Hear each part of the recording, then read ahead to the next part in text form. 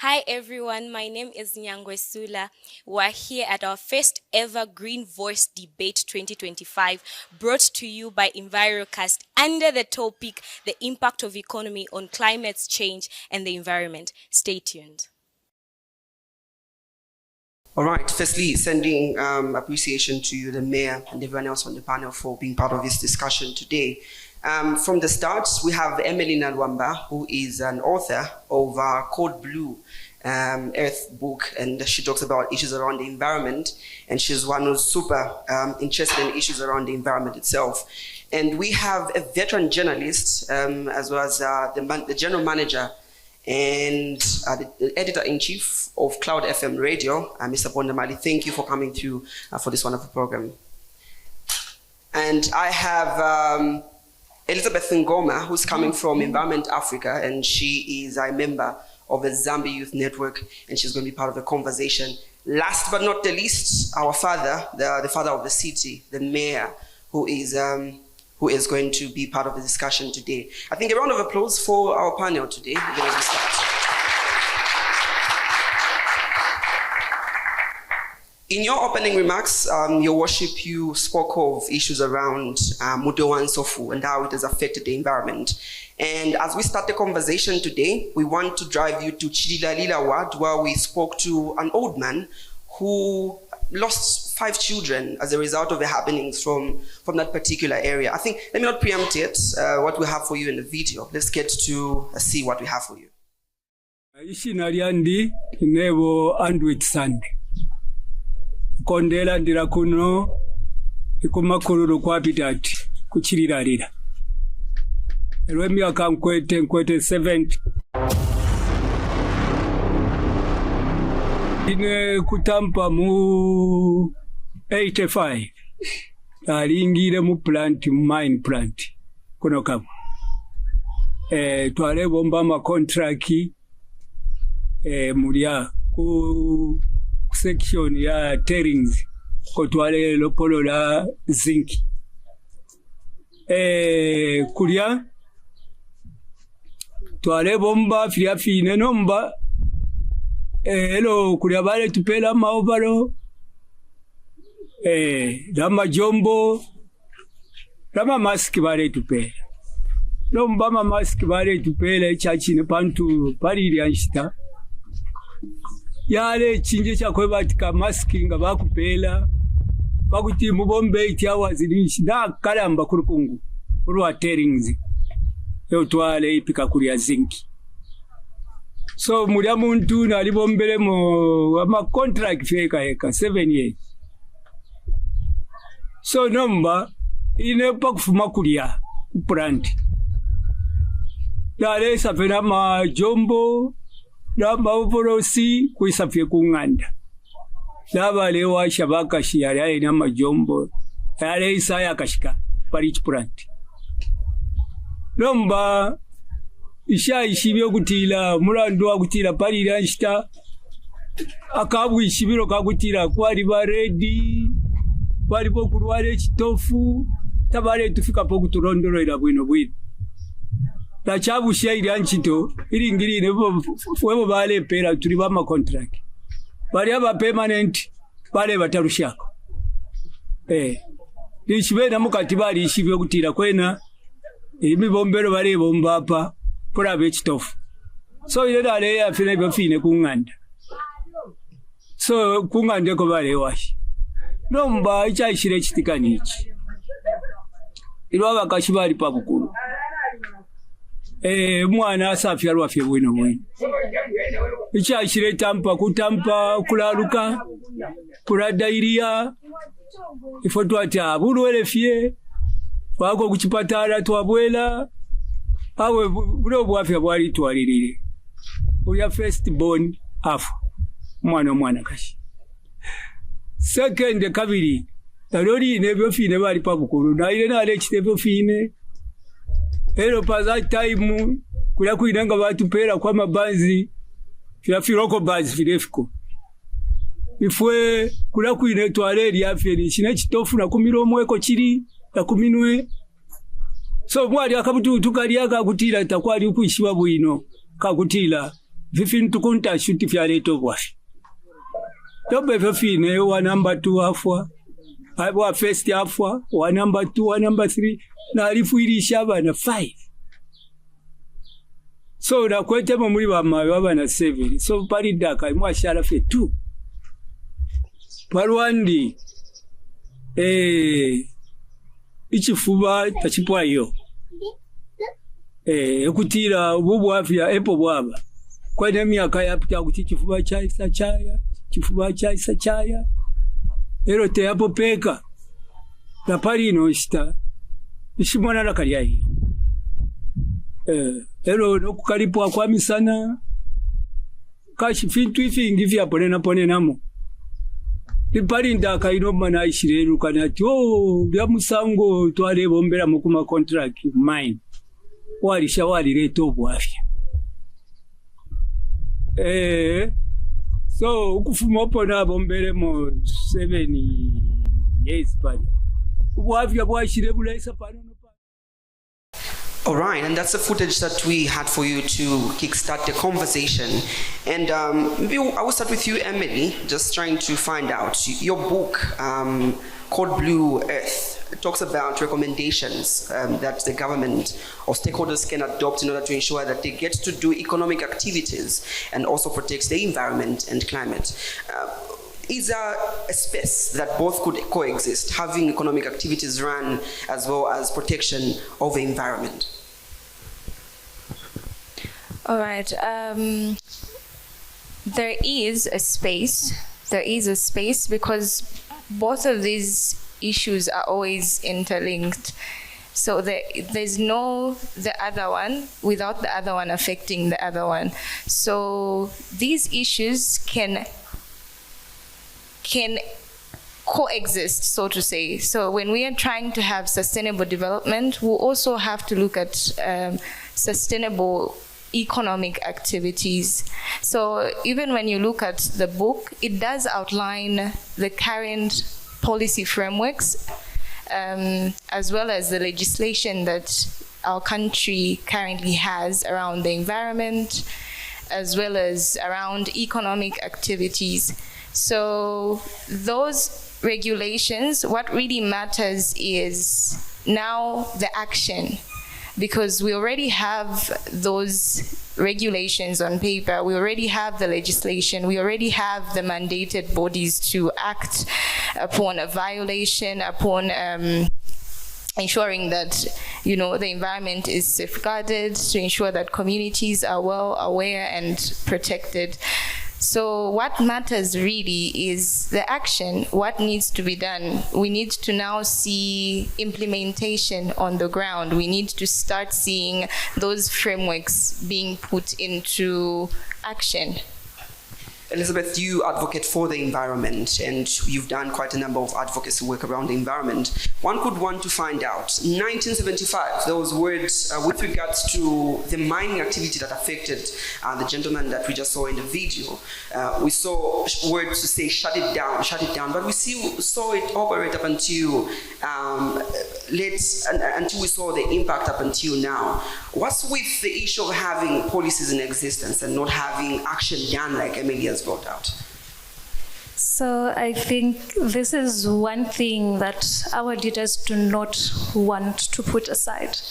You cannot continue giving us new policies and frameworks every year, every time, but you do not want to own up to what you're writing.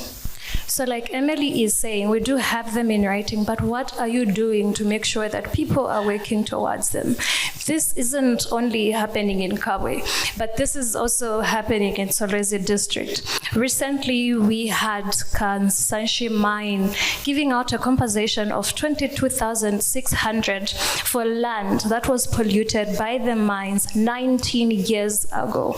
But this 22,000 is not enough for these people. Land is heritage. Same applies to Kawe. When these people are coming in, you say you're going to protect your people, but are you doing it? Your policies are saying these people are going to give back to the community. These people are going to make sure that the community is protected. We're tired of only reading. We want to read, we want to understand, and we want to see that you're working towards it. Children are suffering. Like from the story that he just told, children are being affected. Children are the most vulnerable when it comes to the environment. Once an environment is polluted, a child whose immune system is still developing is going to face a lot of challenges as they grow up. So these policies that you have put in place to make sure that children are protected, are government officials and other stakeholders working towards it, or it's just seated and you've just written it to make sure that you're blinding people. So this is what we want to see. We want to see action. We want to see leaders owning up to what they've written. We just don't want them to tell us that we have such a policy in place. All right, let me drive to you, Mr. Pondamani, and I know you play a very important role in trying to ensure you gap the space in between information and community members. With regards to the pre and post effects of the environment, what is it that the media is doing to ensure that there is that awareness and also trying to highlight policies that could be in existence so as to foster that need to create action towards these issues? Thank you very much, Claude.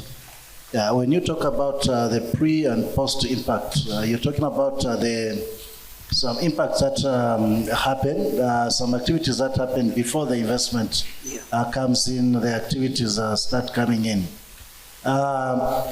Admittedly, I should say that probably the media isn't doing that much, simply because we are not so much at the center of most of these investments signing.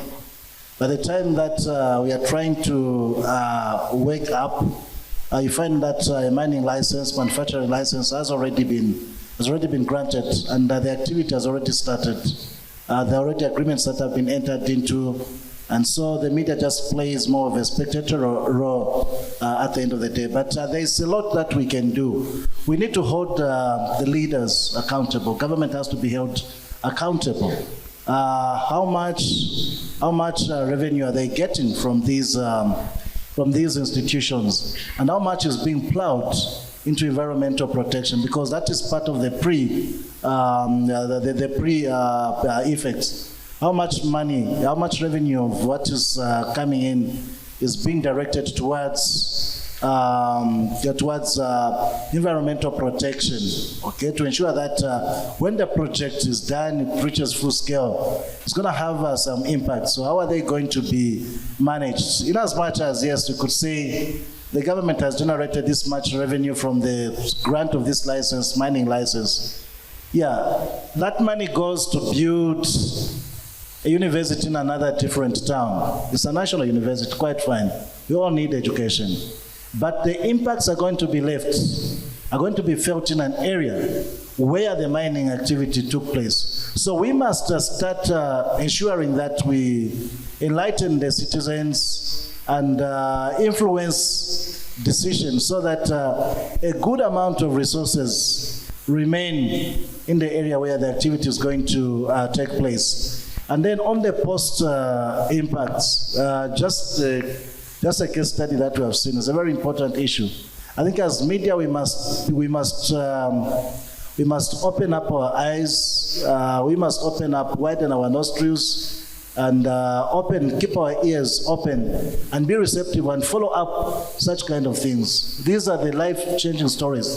These are the life-telling stories that will probably help government change its policy framework and also laws, because at times we are so much concentrated on following the mayor. Where has the mayor gone? What has the mayor done? What has the mayor said? ABCD. The minister said ABCD. But there's a life-impacting story of that man who has lost children. So that's just one of the cases. How many have been impacted in such a way? So I feel the media needs to occupy a very bigger space and have robust communications outreach to the people so that there can be that exposes. But maybe before I even get to move to the mayor, you spoke of issues around not having preview to the information, not having preview to certain dealings that would go on, but yet be able to see the impact thereafter. Could it be as a result of lack of accountability and transparency in the process that the media could not have such information? Yeah, and I think this is the reason why it brings us to some pieces of legislation that we've been advocating for. The access to information laws, which access to information law, which apparently has been enacted but hasn't still yet been implemented. And again, it comes to other pieces of legislation like what we are talking about right now, the cyber crimes and cyber security issues. So this makes it a little bit difficult for us in investigative journalism to do our work very thoroughly, because there is this access to information law, which gives us the power to demand for information, detailed information. But sadly, it has not been, in as much as it has been enacted, but it hasn't been activated. You can't apply it. And now when you're trying to use new media, you're trying to use new media, you're trying to use social media, then you have such kind of legislation such as the cyber crimes, cyber security laws. They make it critically difficult for our sources to share the information with us. So meaning it's going to be still a hurdle, an uphill battle for us to access quality investigative information. And probably this is the reason why it should be not just be a concern about us media that these are laws that are going to send us to jail, but they're also going to send the citizenry to the grave, because there will be a vacuum of information. Thank you. All right, finally, the mayor. You had a district that you have constantly talked of turning into a city. And it's one that has been termed by huge international non-government organizations as one that is the most polluted in the world. And of course, it brings out a very negative impact on its name already. Now, looking at the house that you govern and the house that you lead, is one that gets to regulate individuals that come to do business in our area. Going forward, what is the Cabo Municipal Council, to be specific, doing to ensure that those economic activities that we're talking about do not get to harm the environment, so that we get to avoid situations where we have individuals affected, like the story that we saw played for you today? Thank you very much, Cloud. Maybe first of all to agree that indeed Cabo district as a whole, we have a challenge. The challenge we are talking about, the challenge of lead. And 3/4 of the earth surface in our district is contaminated by or with lead. And I think this is a song we've been singing. This is a song that people have been dancing to for a long time. And in the past, I think we've lacked events such as what we are having here. More of such, believe me, you would have probably assisted in alleviating some of these challenges. Agreeing to what we were watching there, where an old man is saying, I think this time around, he cannot even see. This time around, the challenges he has, maybe we cannot reverse them. And whatever happened even to the other children he has lost, it's not something that we can repair. But then we are saying that as Cabo Municipal Council, and like I indicated, first of all, to accept that indeed the challenge in our district is there.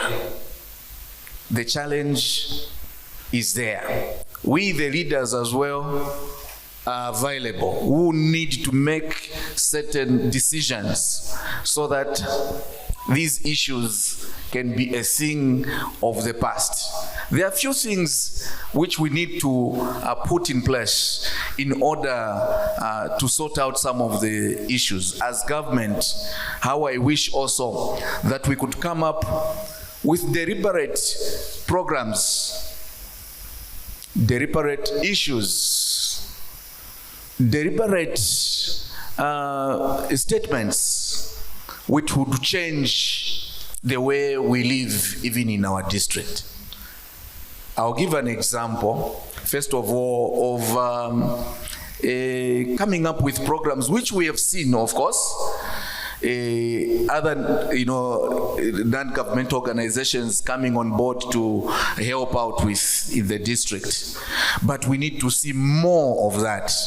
When you look at the roads in our town, they are not there, if anything, meaning that the walkways are still open. And if people are going to walk continuously on walkways, it should not take, such as the old man we are watching, to work in an industry or a company and get affected the way he is affected. Even on walking on those open grounds, people will still have challenges because they'll walk on the lead and they'll go home with the same lead and they will dust the same right in the house. They will sleep in the same house where lead is now available and they'll get affected. So it is not only in companies where people are working, but also in environments such as in the roads, even in schools. Children are playing football for as long as the grass is not there. Like I've seen most of the playing grounds have no grass. They cannot be maintained. That also encourages a situation where children or people get affected. Yes, as Kabwe Municipal Council, the question will still linger around to say, you are there as mayor.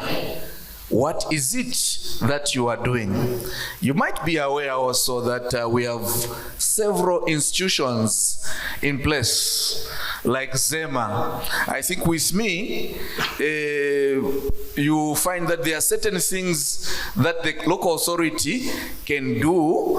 We can only go that far. We may not go beyond what ZEMA can do. We'll go a certain distance, and ZEMA will say, from this point to this point, it is ourselves. I'll give an example of what is happening in Kangomba. You could be aware that we are trying to do a dual carriageway, and it's passing in Kangomba.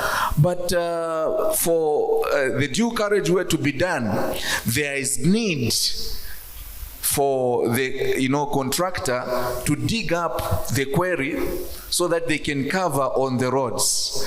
You will find that a lot of damage in the environment will be done, but without bearing in mind that they should find a way of covering up. And those people who go, the people who remain and suffering are those people around those areas.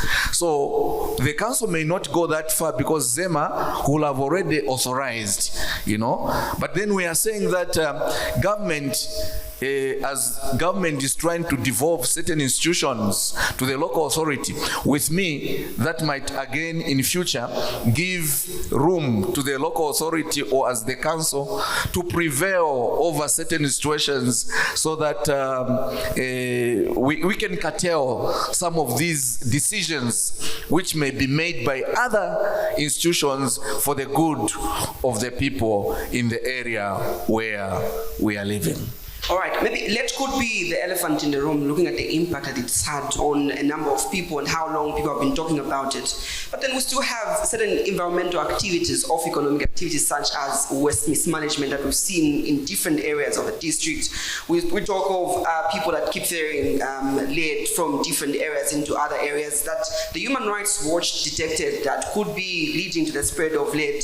We've also seen, people having to have, to elect economic activities, businesses in areas that, would affect the environment in that the people that are living there, let's take for instance, we have bars that would open in areas where that are meant for residents or schools that could affect the environment, which includes the people on the environment. With regards to these other issues, let's get to the role of the municipal council and maybe your influence into seeing that these issues are dealt with.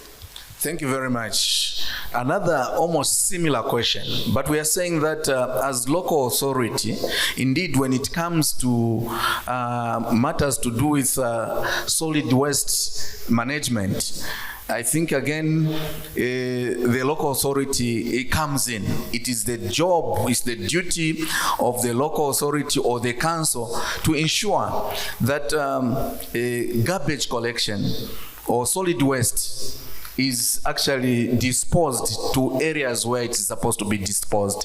And not only that, each time there is, like people say, a mountain of garbage, the local authority must come on board, prevail over it, and then make sure that it is disposed. Because once such is not disposed, it's left to be the way it is, you'll find that the challenges continue coming on board. But I think, again, Cloud, my take here is that the mindset, we, the students, and the pupils, as panelists here, must also take it upon ourselves to just make sure that even where we know we are not supposed to throw litter, we shouldn't do that. Just because we are aware to say the local authority, the council, is there to pick litter and then go and dispose. People are throwing litter anyhow, and the challenge of managing the waste also is huge, because it comes with a cost. It comes with a cost. I'll give an example. There is need to have what they call skip bin trucks, or the skip bins as it were, and the local authority here in Kabwe, not until about last week, just had one skip truck. And very difficult to make sure that it takes rounds in order to go and dispose such litter or garbage as it were. But thank God, through CDF, we managed to buy another truck. So we are thinking that as local authority, maybe we may take this opportunity now to make sure that we go around and ensure that such solid wastes are disposed in good time, because if that is not done, it may bring about various diseases. But I also, to just up the game, I think let's also accept that the local authority, even as they are overwhelmed, they tend to take time in making decisions of what they need to do in order to avoid certain bad things as in regards to waste management. All right, Emily, in your book, I think you've made quite a number of recommendations, and I spoke to it in the beginning. Who has the key to create the action that we're talking about today? Who has the mandate to play as a key player so as to see the change done? Thank you very much. We are there as leaders. Let's not run away, first of all, from responsibility.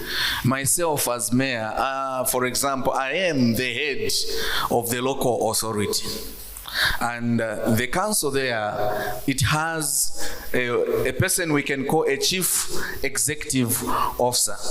And then there are also about 8 or 9 directors, those, for example, who are in charge of, say, planning, they are in charge of health. And in this case, I'll dwell more on the director of health. And under that supervisor, there are also various members of staff who are trained actually to make sure that they critically look into matters to do with waste management. And it is us, the leaders, who are supposed to push, but at times I think usually what comes in is the resource base. They may want to do certain things, but again you find that they are restricted because maybe financially the local authority may not be very sound. This is now where I come in to say, fine, as the community, as individuals, let us also borrow good things like what we've seen in countries like Botswana, those who've been to Botswana, South Africa, Kenya, you see to it that people are not allowed to just throw litter anyhow. Even as they are digging, if they are in mining, and if they know that the environment may not be suitable for them to do some mining, they immediately they are stopped. If they are not stopped, they themselves know to say we cannot do this because the effects of this will be ABCD. So let us stop it here. But I think it's not the case in our country. In our country, just this morning, colleagues, as I woke up, I saw several trucks. If you use the Mulungushi road, trucks and trucks are going into some company, ferrying, some material, taking it to some place. Along the way, that material is dropping, and there are those droppings and the like, which may not be good to the environment, which may affect the people. Even as we are aware to say the local authority can move in and stop those trucks, but I think they could be powers that may be, who may come in and not probably allow the local authority to perform independently. That is where I think now we have a challenge. I know that we are a growing nation. We just about 60 years. But then ourselves, we still are treating ourselves like we are children. These are certain things which we need to make sure that we prevail on, even as individuals. In some areas, you may have also seen that here is a market which just needs concrete or secure some funds, but we go ahead to even get the same material which is contaminated with lead and sprayed it on the grounds in order to avoid the mud and the like. With me, if such is coming from us leaders, then we are failing in that arrangement. We are failing the people. So it must take myself and you, our colleagues, and the community out there to make certain decisions and to change the mindset. The moment we are going to think positively, you'll find that we'll overcome some of these issues. All right, Mr. Pondamali, I think the mayor brings out the amplification of voices, and that's what the media tends to do. With regards to advocates that deal with issues around the environment and certain complaints that could come through from the people with regards to issues that are affecting the environment, how can voices be amplified? Is the amplification of the voices stakeholders opening doors for dialogue to work on these issues? Yeah, voices can be amplified by taking up different approaches. As you know, one of the things that we do as media is agenda setting. We apply the agenda setting theory. So if we really take it that let's increase let's award some probably newspaper space or air space to environment programs. That might probably help change the space. I'd like to give an example of the radio station that I'm coming from, Cloud FM Radio. We have deliberately tried to create a space to remind people about environmental awareness. So every news bulletin, all the 3 news bulletins, always start with the environmental protection quote. Deliberately we do that so that we should remember, we should remind the listeners that even as they are doing anything, they listen to the news, they are reminded about, there's this quote by this famous person about environment protection. So we need to amplify the voices. But again, I want to write on the calling from His Worship the Mayor, that it also takes about responsibility, a mindset change by us, the people. We may listen to the news, we may listen to this and that, but if we don't change the mindset, it becomes very much difficult. People will talk and talk, will produce articles, will hold such kind of meetings, but will not. So it should be also about ourselves. When we start off from here, we must be ambassadors of change. Because at the end of the day, other than the conventional media, that is the radio, TV, and the newspapers, and now the new media, the social media, we ourselves as well, we are also media. Every human being is a media. So from here, we must go and amplify the voices. When we see something wrong that is being done, let us be courageous enough. Let us be the ambassadors of change. And in that way, we'll achieve something together with the media. All right, a voice already. Emily, you've gone as far as writing a book around the environment and climate-related issues. Let's get to the response and stakeholders opening doors and being open to getting ideas from the young people, getting ideas from advocates like yourselves. Is there an openness and response with regards to the environment and climate? Honestly, when you look at open door policies for most of our leaders, more often than not, we may find that they are leaders that are willing to have young people come on board.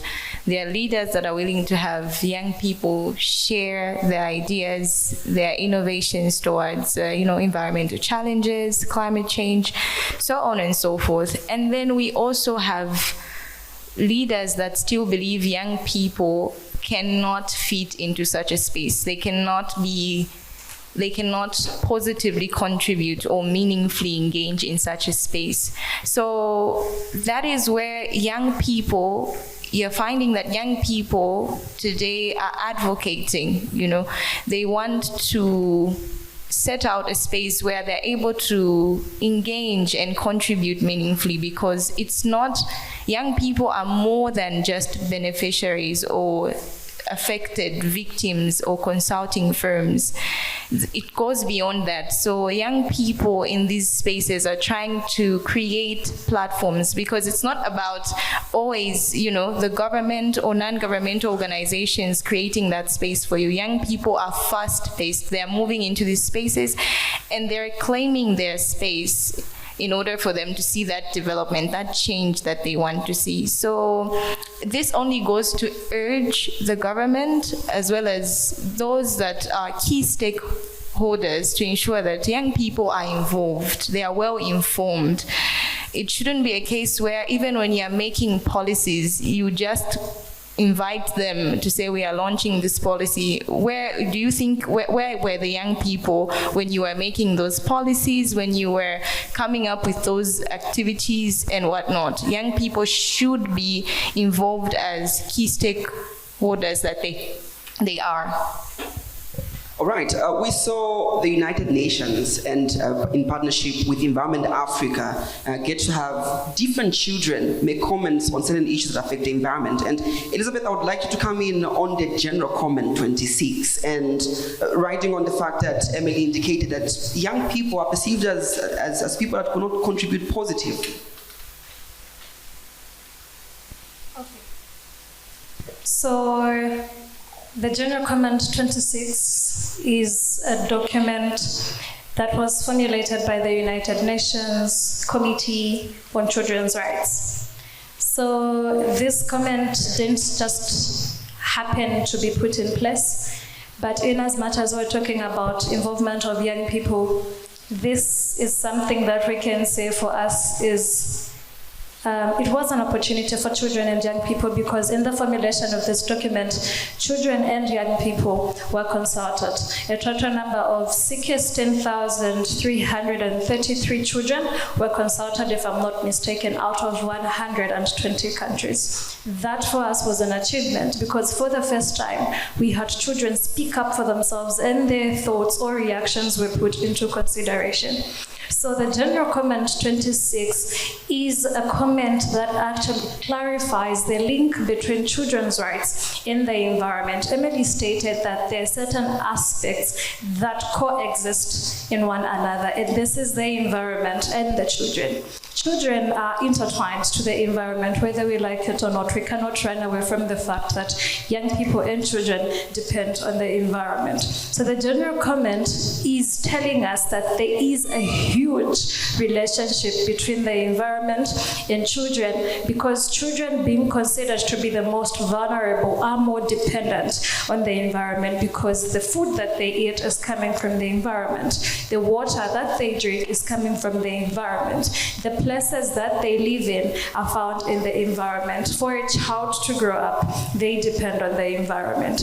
Also, the General Comment 26 ensures that different governments are making a promise to young people that they're always going to be there to protect them against environmental harm, climate change inclusive. Emily mentioned that we had a drought, so the government of Zambia promised that it is going to make sure that the right of food of a child is being protected despite the drought that Zambia is facing currently. So it is telling these governments that whatever harm is going to be brought to a child, they have been given a task to protect these children, no matter the circumstances. Also, the General Comment 26 has got reporting strategies where these governments are going to report to the United Nations on what progress they are making and on how the General Comment 26 is being used. Is it bringing in progress? Is it bringing in betterness? Is it bringing in a better future for children? Or is it not working? If it is not working, what are the gaps? What needs to be worked on? Or is it that many people do not want to accept it? So this General Comment 26, whether His Worship the Mayor wants to run away from it, he can never run away from it, because the people that he is standing for, the government that is working for, has already made a promise that through him, because he is the father of Kawe, through him, he's going to make sure that every child and young person of Kawe district is protected. He is going to make sure that every child of Kawe district is stepping on land that does not have lead contaminated to it. Through him, each child is going to have clean water to drink. Through him, each child is going to be given a platform to make sure that they are involved in decision making. I think after this explanation, Your Mayor, I would really want to hear news that you have a child in some of the committees that your councils have, so that you are getting perspectives from a child, not really receiving reported news that the children of Kawe stated, but we want you to get first-hand information, because it is your duty and obligation, because that is what the General Comment 26 is saying. It is saying your government is going to make sure that children are going to be part of decision-making platforms. All right, I'll be able to get to the mayor, just so we could ask with regards to openness and also bring on board children to make a contribution, a meaningful contribution that will see result at the end of the day. Now, our lovely audience, remember there's a mic in the audience and it'll be coming through to you. If you have a question or contribution on the discussion today, by a show of hands, just raise your hand and somebody will be able to come to you for that question or comment. Your Worship, even as we get ready, just leave your hands up, they will be able to come to you where you are. So, Your Worship, even as we get to wait for contributions and questions from the audience, maybe you would want to find out with regards to getting the voices of children. We have quite a number of children from different schools here. We have youths that are advocating for the environment. You have an open door policy so as to open up to the community and be able to have conversations with them. And a very good example is you being here today, to be able to have conversations with the young people in here. But how more are you doing to ensure that there is that meaningful contribution? Whatever conversation you have with the young people will be able to reflect in the policies that you create, in the bylaws that councils have been given the mandate to create. How are you ensuring that the voices are amplified and they're meaningful? Thank you very much. First of all, to commend my dear lady here who seated next to me for the way I think she brought out the issues to do with environment, and how I think the office of the mayor, who is the father of the city, should make sure that he is on top of things. With me, I first of all want to agree with you, Mama. That is the job of the mayor, that is the job of the local authority, to make sure that indeed when people want to to drink water, they drink clean water. When people want to do whatever they want to do, especially the children, they must be confident enough that whatever they are doing is being done in the right environment. That one I agree with you. And I think with the mayor, he has decided to adopt an open door policy. When you come to the office of the mayor, if there's an office, and this one I brag actually, if there's an office or there's a person who have resolved to open the doors to the young people, it is the mayor of Kabwe. I have no regrets about that one. Whoever wants to meet the mayor, whoever wants to come and contribute, several children, Cloud, have been to the office to discuss matters to do with the environment. Not too long ago, when Kabwe, I think, had cases of cholera a few weeks ago, a group of children, about 8 of them, came to the office and they demanded to see the mayor. And I think the doors were open to the children. I welcomed them, and they just had one item on the agenda. And we were like, Your Worship, we are drinking from shallow wells, meaning that the water we are drinking is not clean. I tried to look at the children. The first thing I asked is, how old are you? The oldest was about 15. The other one was 9. And I think 9, 8, 10, 9, 8, 10, and 15. 8 of them coming from, I think, the areas to do with Magandanyama, where we had high levels of cases, I think, of diarrhea cases and the like. I felt compelled as mayor that indeed the children, first of all, should have not suffered from the same challenge they had. I should have provided the necessary, situation where they drink in water from an environment that is acceptable, first of all, by society. I thought, first of all, I should just agree with you that indeed your sentiments on the office of the mayor is right. I think now my job is to continue welcoming you, the children, and listening to you so that maybe we can improve on matters or areas where we need to improve. My coming to this event is just an indication and confirmation that when it comes to attending to children, I will definitely be there for you, our dear children. That one, believe me, you will not take it away from me. I will be there for you. If I wanted, I would have said, I will die even a little for you, our dear children. Maybe before we get to the audience, quickly, Mayor, maybe just a comment. With regards to welcoming them, let's get to the response and getting to the actions. It's something that the Municipal Council is working on, so as to ensure that if there is feedback from the young people, we see a reflection of what they are trying to indicate. Thank you very much. Maybe to be quick, I'll mention this here that I think when it comes to implementing or responding positively to the matters they raise, even as they come to the office. When I came into office, the first challenge that I found myself into was the issue of the famous Ingalande, the canal. Yeah. And I think those who've been following the story will agree with me that there was an issue of World Bank having already spent over $50,000, something like that. Yes. And people still demanded that needed to be done. The office of the mayor did a letter through the office of the town clerk to make a follow-up on the same, and we saw Zimrip coming on board to respond on matters to do with the canal. Because one of the solutions to the so many issues surrounding Lead was to sort out or concretize the canal. Remember, most of the children were playing right in the canal. But this time, I think it is done. Concrete has been put.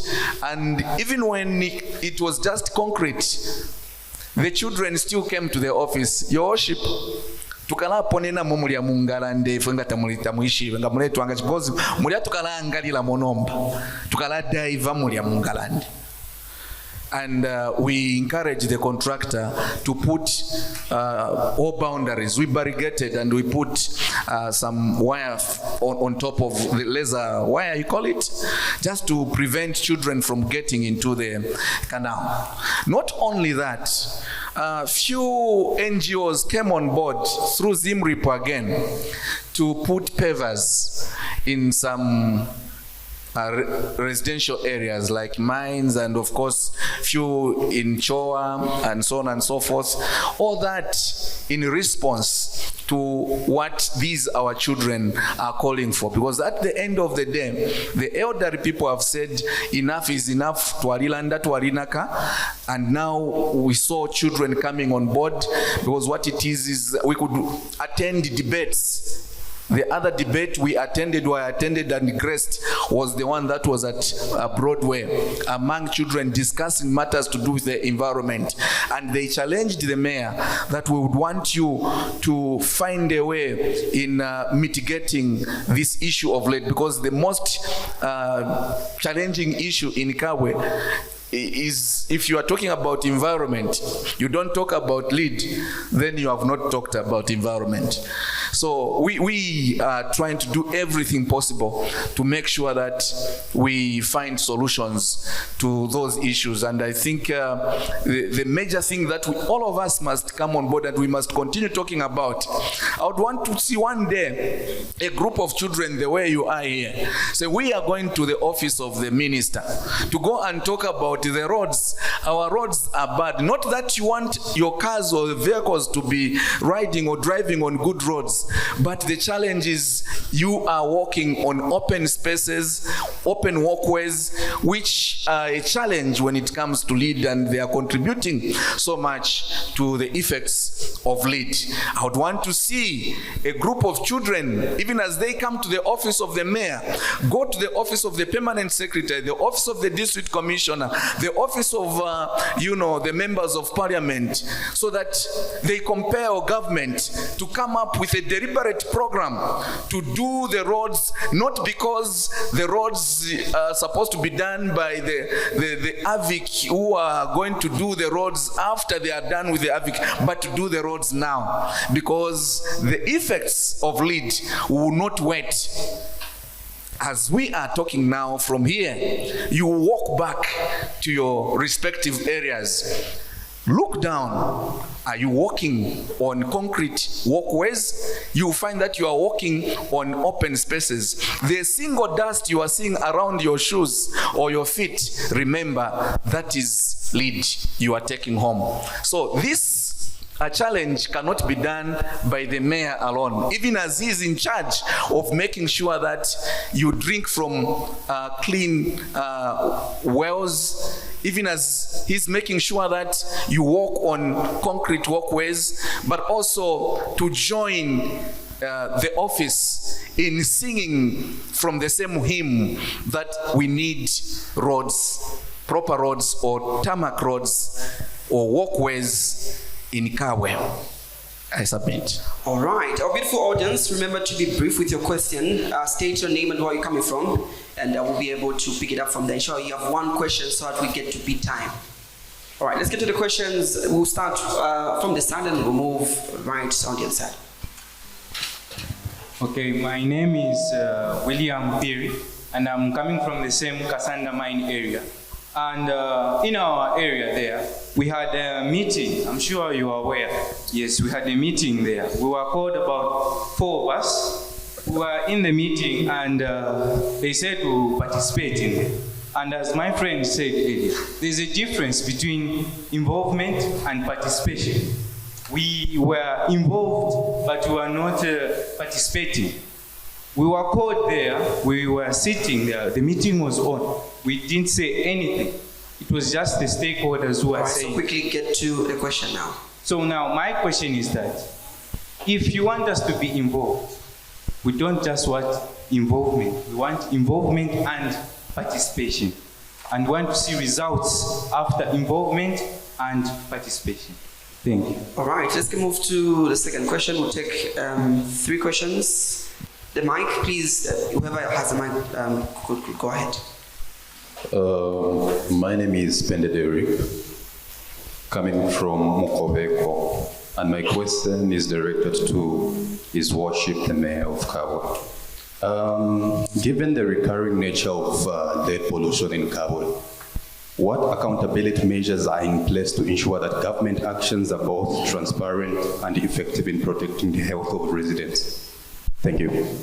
All right, one question, when we can get to the responses. Whoever has the mic, please just go forward. Good afternoon, everyone. My name is KMS. I'm coming from Kabwe Institute of Technology. And my question is directed to the Mayor. Your Worship, earlier today, I heard you mention something about disposing of garbage, of which I want to commend you and the local government. We are doing a commendable job. Now, my question is, we earlier just saw the video on that man who was affected by lead. Yeah. So now, don't you think those people disposing the garbage are also affected by the same garbage which they are disposing?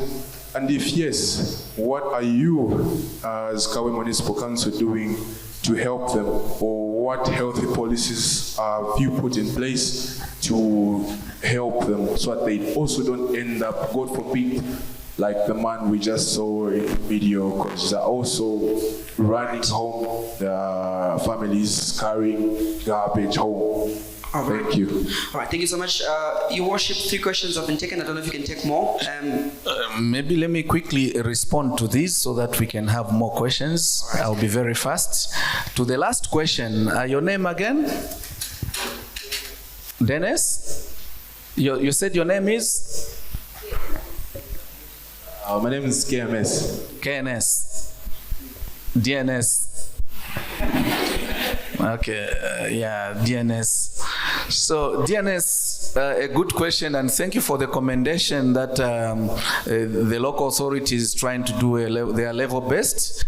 But then also to say that the people who are engaged or involved in disposing or managing the solid waste, they are actually people who are trained for that. So we can only hope that since they understand the consequences if they don't take note of the effects, we are just hoping that they understand. We have a tractor, and I've seen several times these guys sit on top of the garbage itself. I think that's where the question is coming from. I'm just hoping that they take measures, but we buy them the attires and the gloves and everything else. For now, we are just hoping, but we'll make a follow-up just to find out if at all they are doing much more on making sure that they don't get affected like we saw in the footage. Thank you very much for that one. Maybe Your Worship, you can respond. I think his question should be towards the PPPs. Yes. Individuals. Yes. The garbage collection. Exactly. This is what I was saying, that for those who collect the garbage and dispose, the local authority has a mandate to ensure that they have PPPs. And since they are the ones who understand the consequences, at the time they realize that the PPPs are not available or they are finished, they just have to ensure that they bring it to the attention of the town clerk or their supervisor or my office. Then we can make such available. I think the local authority has got enough resources for such an arrangement. Then to my dear colleague here, you said your name is, I want to call you by name. William is talking about participation and involvement. At times, I know people, when they invite you for meetings, they would want you to get involved so that you maybe provide to them certain information which they may not know. But if at all you also want to get involved in the implementation, even when you are students, you need now also to let us know, to say, okay, this time I will not be available, I will be in school.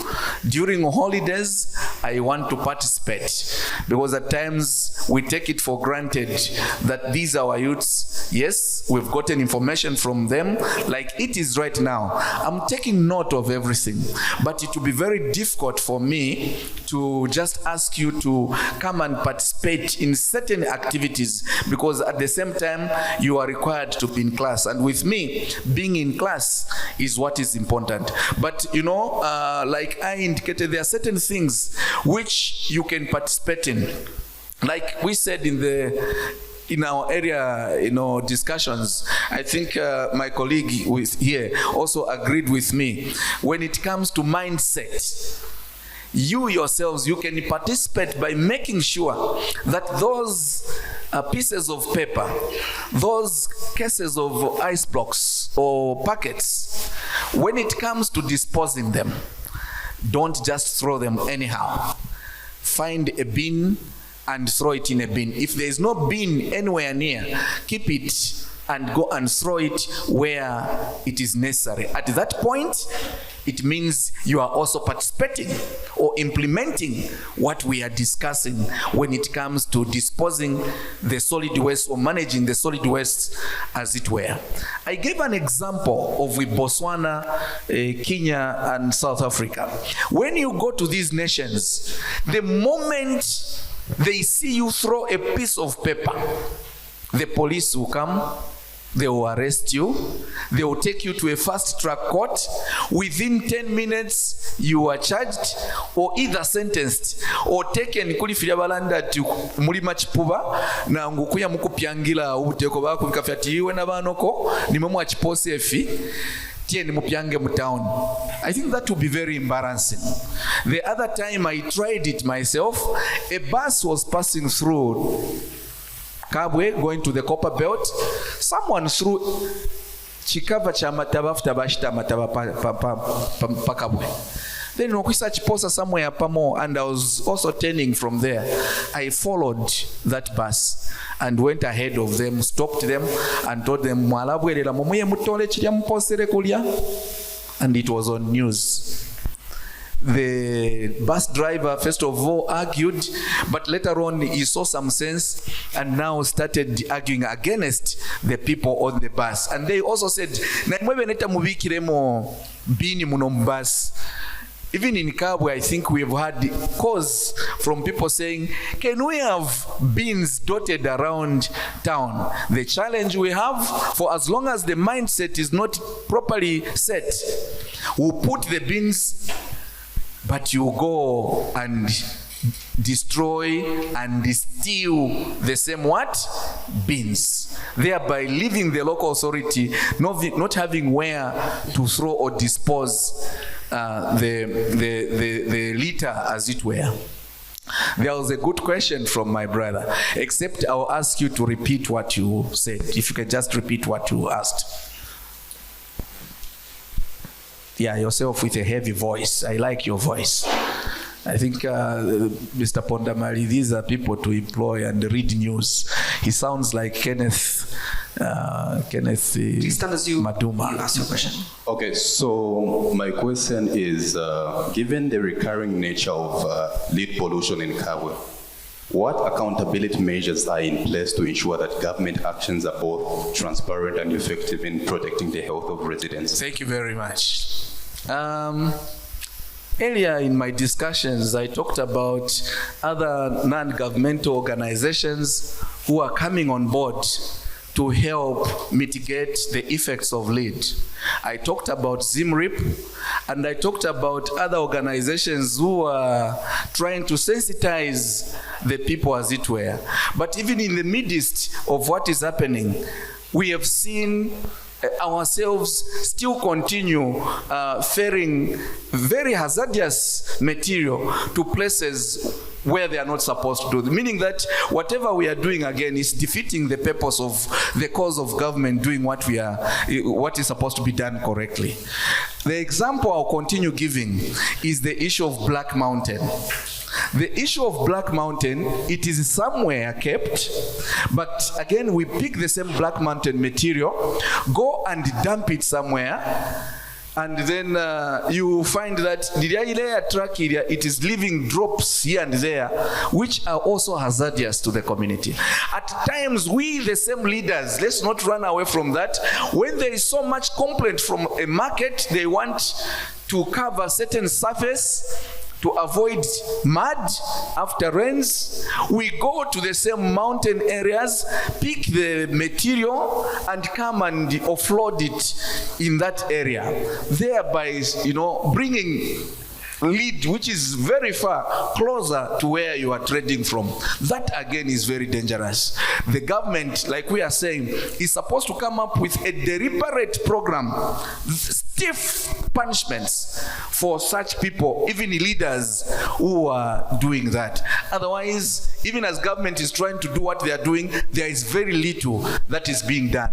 The attention, if attention was given to Kabwe would not be the way it is. I'll give you an example of a small town in the States who was just like where Kabwe is few years ago. If you go there this time, it's a green garden, because government has put deliberate measures in making sure that they change the affairs of that city. We, the leaders, we must be held accountable for whatever we are doing, and if we are not doing the right things in such forums, I think let's bring these matters out. One of these good days, you, the organizers, I would want to see a situation where you invite the provincial minister, you invite the mayor, you invite the district commissioner, the permanent secretary, and those in charge of environment, and ask us those questions so that, we feel challenged. We can do better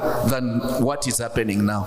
Otherwise, whatever we are doing, we have not even reached 50% of what we are supposed to do in order to keep our town clean and healthy.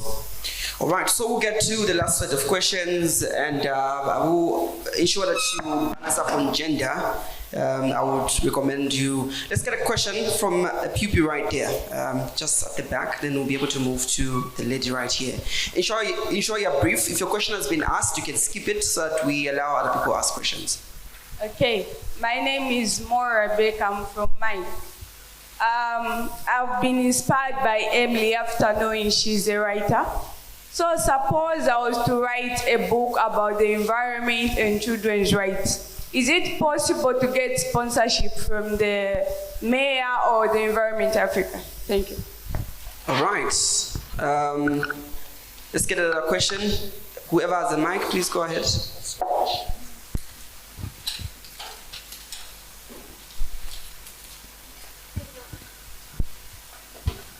Hello everyone, my name is Ngoma Rosemary.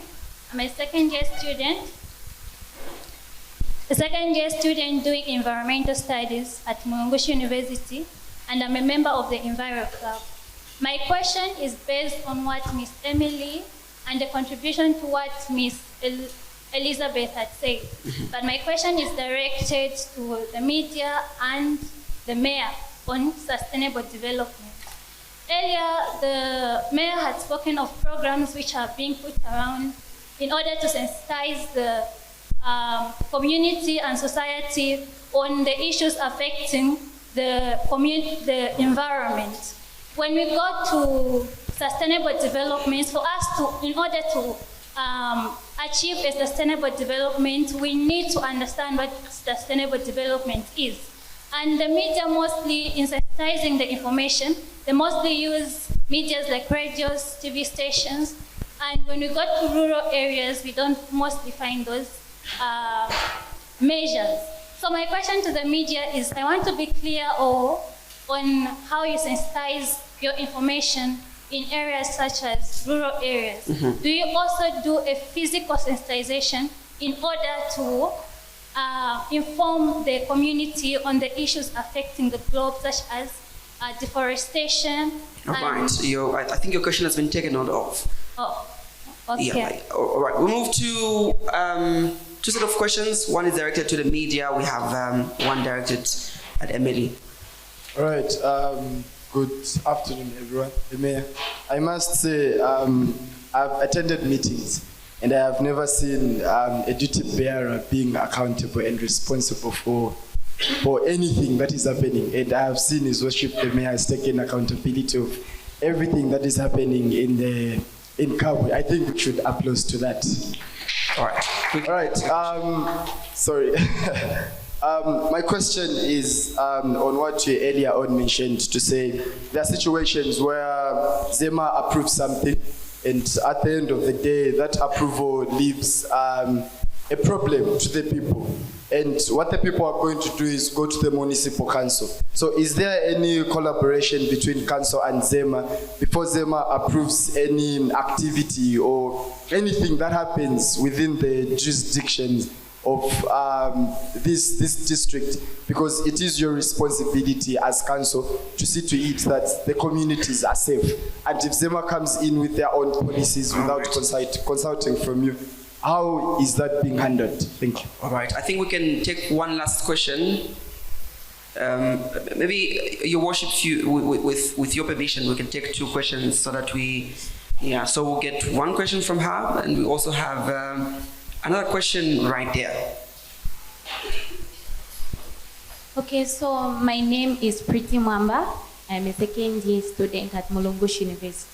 And my question is, how is the country, or rather the government duty bearers, making sure, or rather knowing to say everything that is supposed to be done, or how they are meeting the goals of sustaining the environment? How are they making sure to say the evaluation is done as well as the monitoring? Thank you. Right. The last question.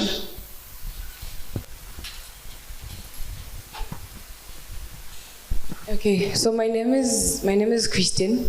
So my question, I have two and one recommendation. So you can only ask one question in the interest of time. All right. So okay. So my question is, as a government official, do you have any plans in your manifestos or issues to do with the environment? Because for me, I feel to say most of these issues only come in when you're in power. So before you put in government, are there any plans that you have to do with the environment? Yes, and then also the other one, which is very important. Unfortunately, I won't be able to allow you to take that question. Please. I will not allow you to be able to take that question in the interest of time. So let's move quickly to you, Emily. There was a question with regards to somebody wanting to author a book. Okay, I think it came from a student. She's sitting right there. This is really, it's heartwarming, so to say, to have, it's important when you're gathered in these events to look forward to the learning as well as the networking, which sort of brings me to the fact that we have His Worship in here, and the fact that she mentioned to say, is it possible to have people come on board and support her? So when we talk about children participation, that is what we are really emphasizing on. It's not just about bringing children together for a meeting and whatnot. It's about children that are willing to be there, children that are being given platform. So in a space where she wants to do something, I do agree to say with His Worship saying he has an open door policy, it would be very great. I think this goes generally to His Worship to say it would be very great for him to come on board and support a child in expressing themselves around, it's what the general comment is trying to put out there. Where are you gonna find those children that are willing to, do such things? So it also goes to, Environment Africa, His Worship, and all those stakeholders that are willing to come in and support. I, for one, am willing to, uplift a child in voicing out. All right, with regard to the conversation, I think I will allow you also be able to make your closing remarks briefly. Generally, events like this are really important. I know we have quite a variety of people, a diverse corps of people coming from different places. It's one thing to come to an event and just sit here and listen in. They've talked about mind shift. They've talked about the change starting from you. So even as we are being informed of policy, we are being informed of measures.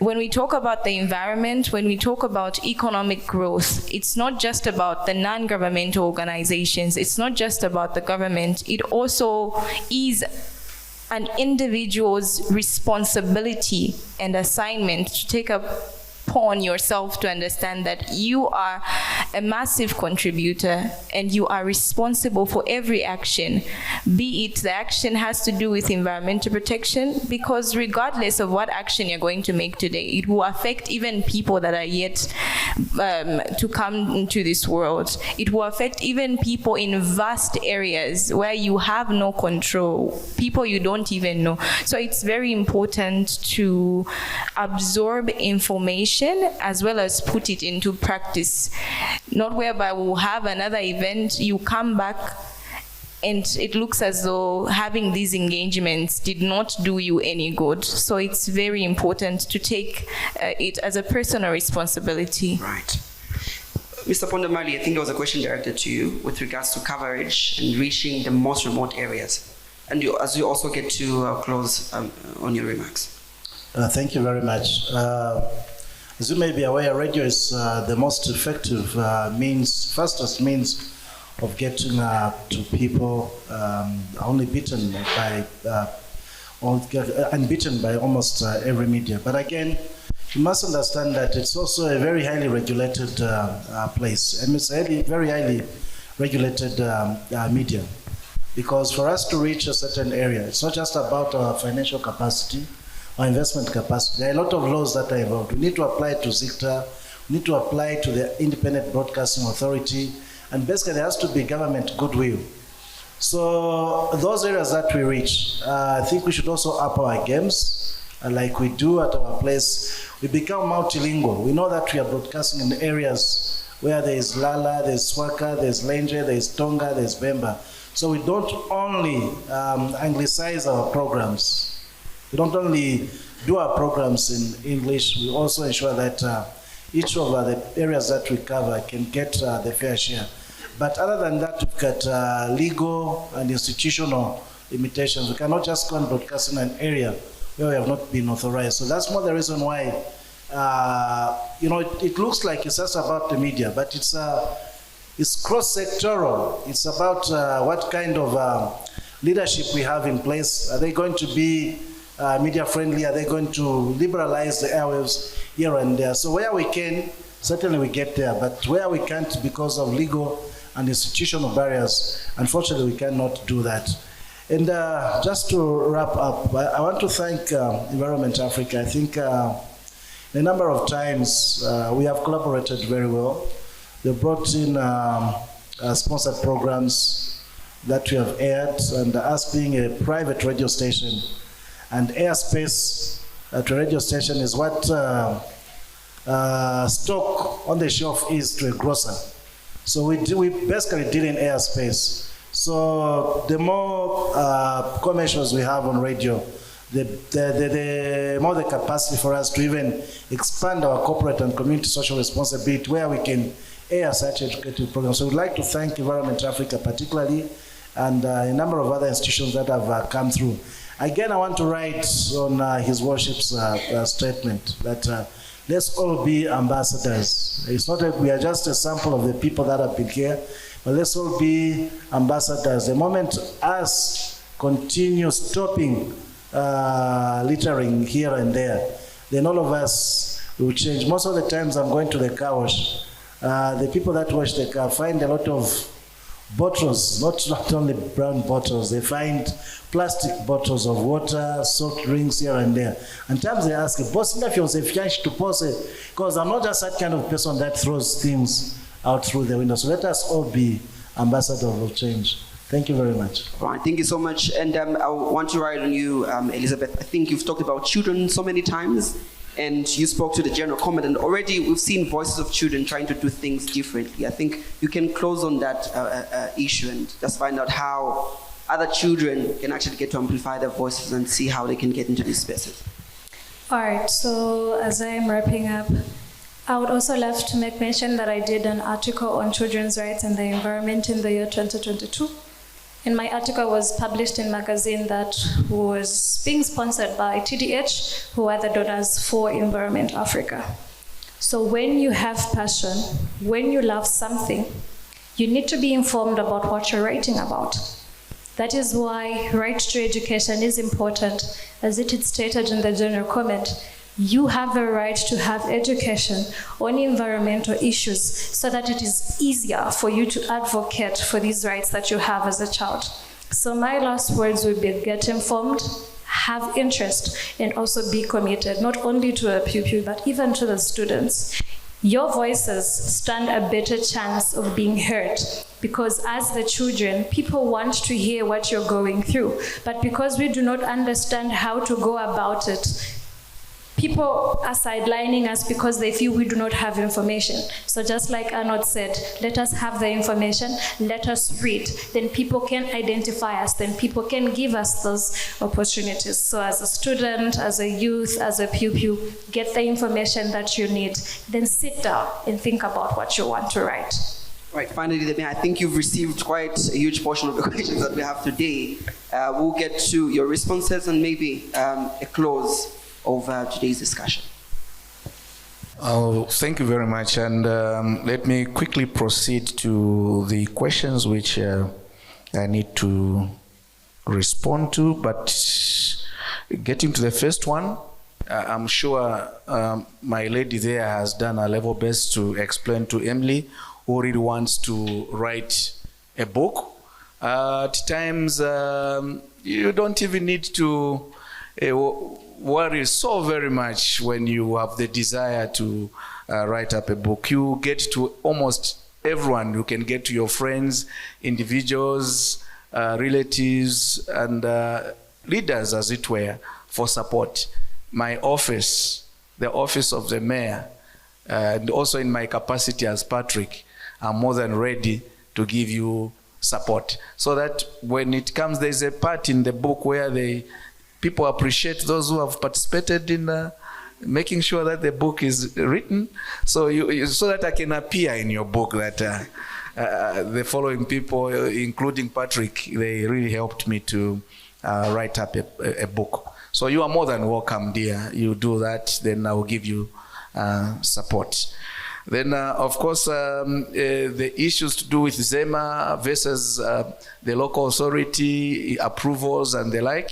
Yes, when there is a situation which requires ZEMA to prevail, the local authority may not have that certificate to provide to whatever authority or company that wants to do something. So we escalate the matter to ZEMA. And when ZEMA receives that information with the recommendation of the local authority, they will come on board and do an independent, investigation. And once that is done, they will have the final say on the same. How I wish one of these good days that ZEMA will also be, devolved to the local authority, decentralized, so that the local authority is able to make decisions on what ZEMA should have done. That way we have it quick and it will be done properly, because we'll be the ones to blame in case of anything. So the other one is how is government meeting the goals? I think, and also doing self-assessment. We as government, the local authority is part of government. The mayor is also part of government.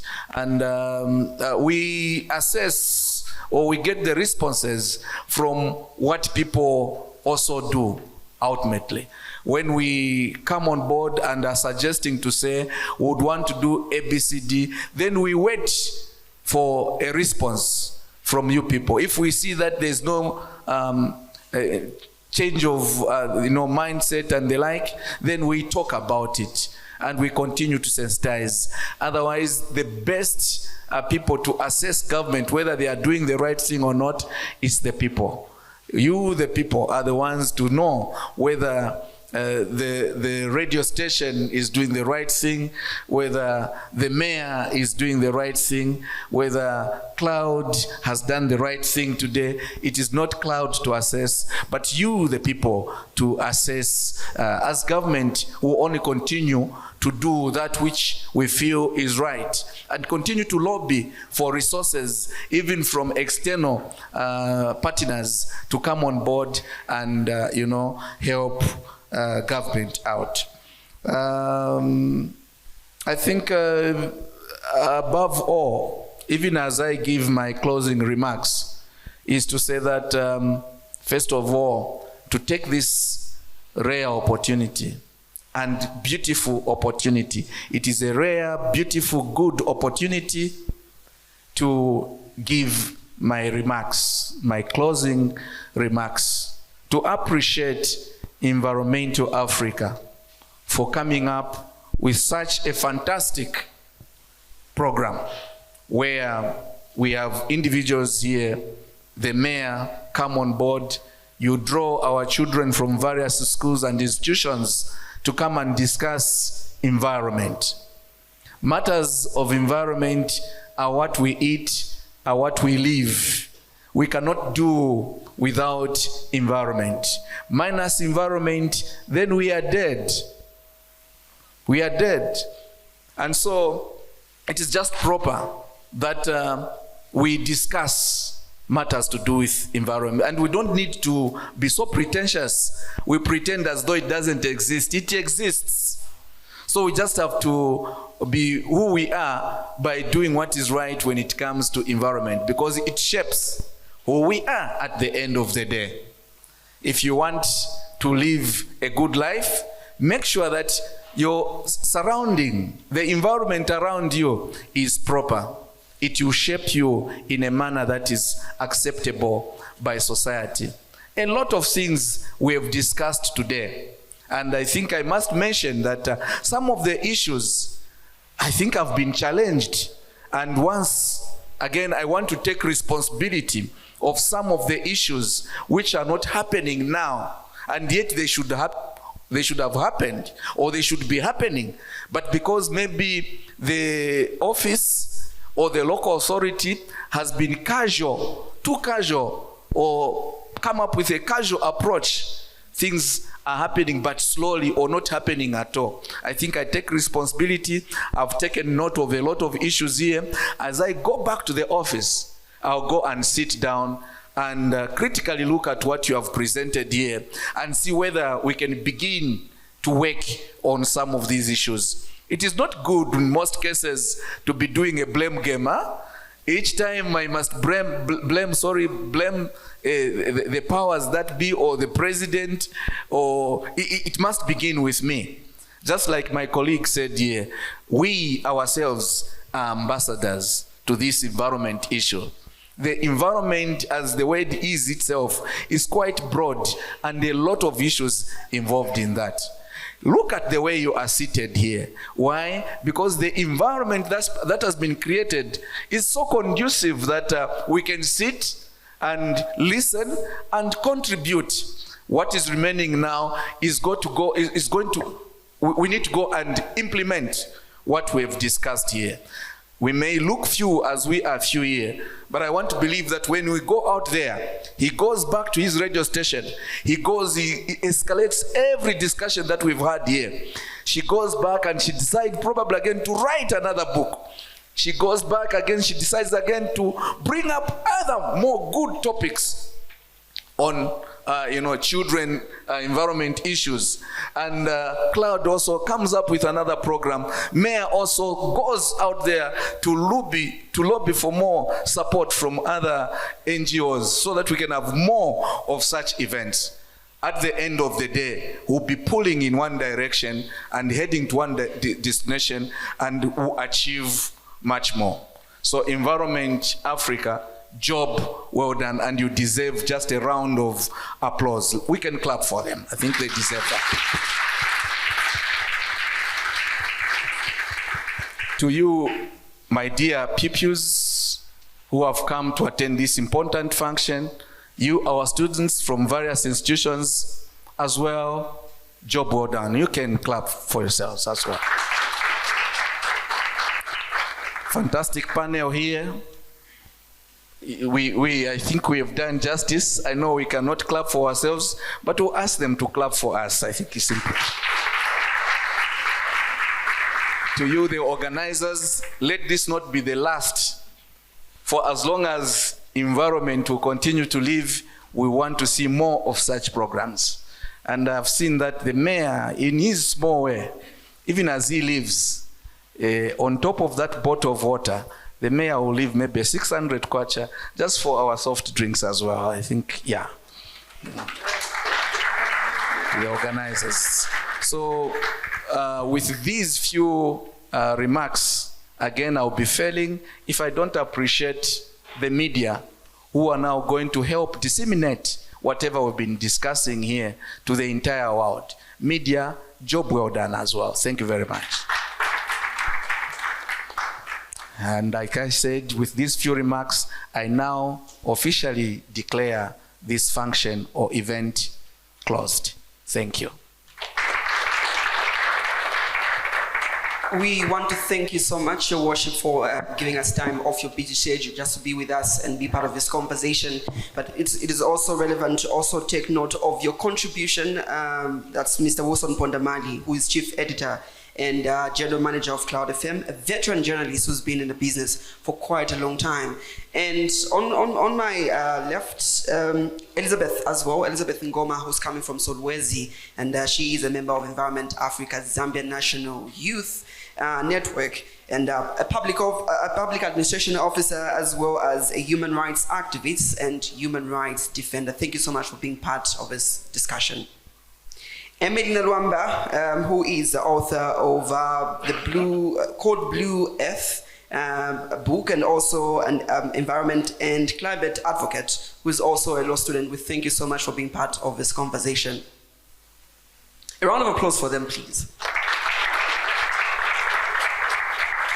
All right, this has been the Green Voice debate. Remember to follow us on our Facebook page and different other social media platforms. We are EnviroCast Podcast, and we'll be able to have this production of this debate posted right there. And also remember to also be able to follow and like the Environment Africa page, also to get up to date with what's happening with regards to the environment and also discussions that could be going on. My name is Cloud Piri, and I've been your host for today. It's bye for now.